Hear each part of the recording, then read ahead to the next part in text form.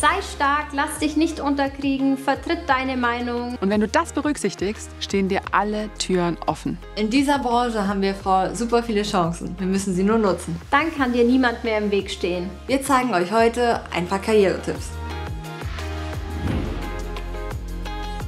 Ich bin Laura, bin Industriemechanikerin. Ich bin Miri, ich bin Theaterleiterin in einem Kino. Ich bin Maylin und ich bin Brandmeisterin bei der Berufsfeuerwehr Hamburg und nebenbei Stuntfrau.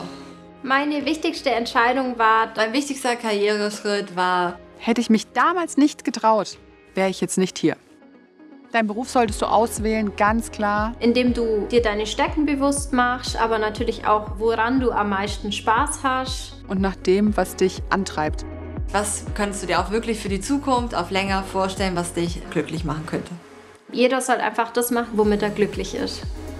Bei meinen beruflichen Schritten hat es mir sehr geholfen, dass ich nie aufgegeben habe. Lass dir auf gar keinen Fall Steine in den Weg legen, die da lauten, das schaffst du eh nicht, das ernährt dich nicht. Bleib standhaft und sei einfach so, wie du bist. Es gibt so viele tolle Sachen in meinem Job. Die vielen, vielen tollen Persönlichkeiten, teilweise Schauspieler, die ich kennenlernen darf in meinem Job. Ich liebe den Job so, weil man einfach wirklich jeden Tag eine neue Arbeit hat. Jeder Einsatz ist irgendwie doch anders. Ich liebe die Herausforderung, ich liebe die Action, einfach alles bei der Feuerwehr. Um in meinem Job gut zu sein, muss man definitiv ein Gastgeber-Gen haben. Ich muss mir Konstruktionen einfallen lassen, bohren, drehen, fräsen und das alles in meinem schicken Blaumann. Um Feuerwehrfrau zu werden, muss man körperlich fit sein und auf jeden Fall technisches Verständnis mitbringen. Wir Frauen sind in handwerklichen Berufen besonders gut, weil wir sehr zielstrebig und ehrgeizig sind. Und können sehr gut mit Patienten oder mit Verletzten reden und haben Empathie. Ich bin ganz überzeugt davon, dass ich mit meinem Gespür Mitarbeiter besonders gut führen kann. Ich kann allen Frauen, die sich für meinen Beruf interessieren, raten: Schaut euch einfach mal das Berufsbild an, lest was darüber und kommt einfach mal vorbei, macht so einen Einstellungstest und dann könnt ihr immer noch mal gucken, ob das was für euch ist. Lasst euch nichts erzählen von all den Männern, die die Projektoren bedienen können. Mittlerweile, hey, sind wir digital. Ich kann auch einen Projektor bedienen. Macht's auf jeden Fall. Handwerker werden immer gebraucht und wir brauchen dringend mehr weibliche Unterstützung. Für mich ist ein erfolgreicher Arbeitstag, wenn wir alle wissen, dass wir an dem Tag für die Einsätze das Bestmöglichste gegeben haben. Wenn ich abends nach Hause komme, setze ich mich gerne hin, habe ein Lächeln auf den Lippen, mache es mir gemütlich, dann geht es mir gut und dann kann ich auf jeden Fall auch entspannen. Abonnier den Kanal, wenn du mehr Tipps und Tricks willst. Ich erlebe immer wieder, dass Frauen der Meinung sind, sie müssten sein wie ein Mann im Berufsleben, um ernst genommen zu werden. Ist totaler Blödsinn. Gerade als Frau sollte man auf jeden Fall auch schon im Bewerbungsgespräch klar seine Meinung sagen. Man sollte konsequent sein und sich nicht unterbuttern lassen.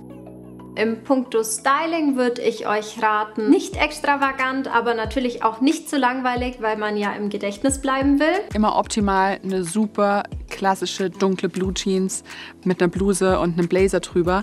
Und Schuhe sind meine Favoriten, welche mit ein ganz klein wenig Absatz. Fühle ich mich gleich auch ein bisschen toller. In einigen Berufen könnt ihr natürlich auch hohe Schuhe wählen. In meinem Fall würde ich eher flache Turnschuhe nehmen. Karriere bedeutet für mich Erfolg. Und Erfolg ist ja für jeden unterschiedlich. Spaß am Beruf zu haben, Aufstiegsmöglichkeiten zu haben glücklich zu sein mit dem, was man jeden Tag tut. und definitiv auch finanziell abgesichert zu sein. Das Wichtigste für den beruflichen Aufstieg ist es immer am Ball zu bleiben, Genau zu wissen, was man möchte und sich selber treu zu bleiben. sich neue Ziele zu setzen. Und im zweiten Schritt ist einfach, dass man Mut hat und niemals Angst davor hat zu scheitern. Man muss lernen, sich selber nicht zu unterschätzen.